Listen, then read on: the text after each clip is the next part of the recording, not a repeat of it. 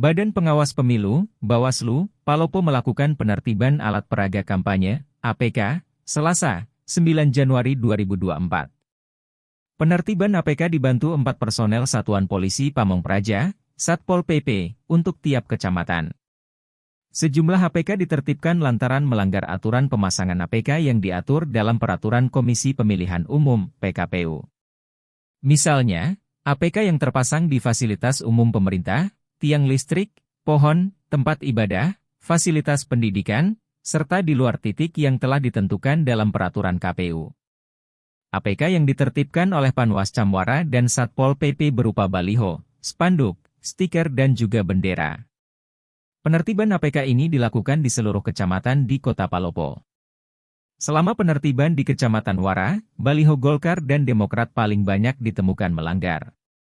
Sehingga, mobil yang membawa APK melanggar tersebut didominasi APK berwarna kuning dan biru. Sebelumnya, Komisioner Bawaslu Asbudi Dwi sudah menyampaikan bahwa akan dilakukan penertiban APK yang melanggar di Kota Palopo.